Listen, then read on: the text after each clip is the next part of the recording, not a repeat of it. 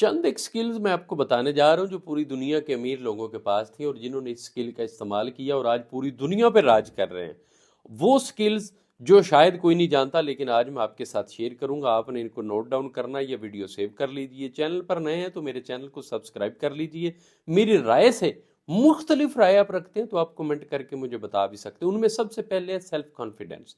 अगर आप खुद पर एतमाद नहीं करते तो दुनिया का कोई बंदा, कोई इदारा, कोई कंपनी, कोई बंदा आप पर ट्रस्ट नहीं करेगा। सबसे पहले है सेल्फ कॉन्फिडेंस।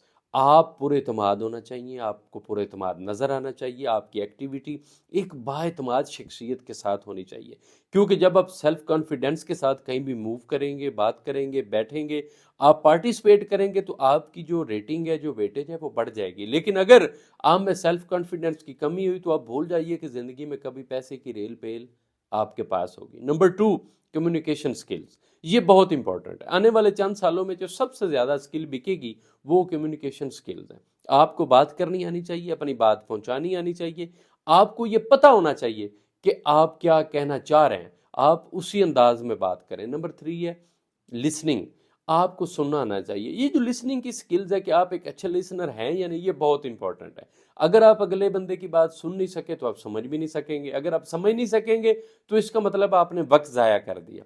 और इसी के साथ जुड़ा अगला पॉइंट है टाइम मैनेजमेंट। आपने वक्त को इस तरह मैनेज करना है, आपको पता होना चाहिए कि आपका कौन सा टाइम ऑफिस के लिए, कौन सा टाइम एक्सरसाइज के लिए, कौन सा आपका खाने का टाइम है, कौन सा सोने का और कौन सा जागने का है। उसके बाद है अराइवल ऑन मोमेंट। आप जहां भी पहुंचे आप एन उस वक्त पर पहुंचे जो टाइम आपको दिया हो। अगर आपकी आमद ठीक टाइम पर नहीं है तो आप कभी अपना इंप्रेशन डाल ही नहीं सकते।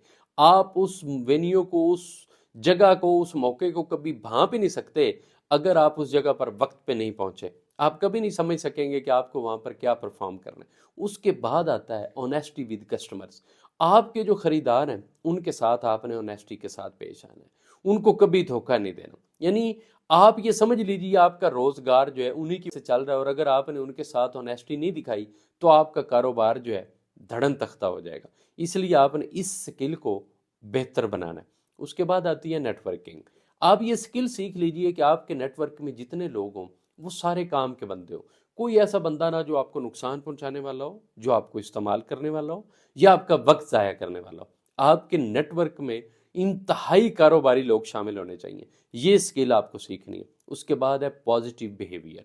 आपका जो रवैया है वो हमेशा मुस्बत रहना चाहिए। आप मुस्बत सोचिए, मुस्बत कीजिए और मुस्बत लोगों का साथ दीजिए और उनका साथ लीजिए।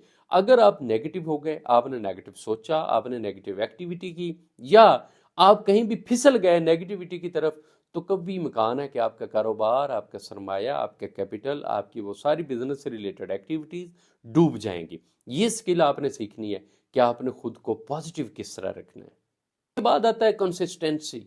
कंसिस्टेंसी इस बात की बिल्कुल गारंटी नहीं है कि आप जिंदगी में कामयाब होंगे, लेकिन कंसिस्टेंसी का ना होना इस बात की जमानत है कि आप नाकाम हो जाएंगे।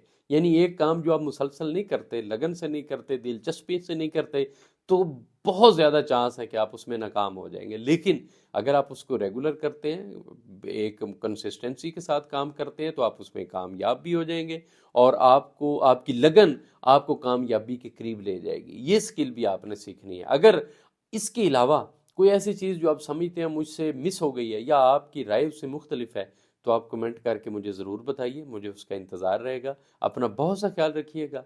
Thank you very much.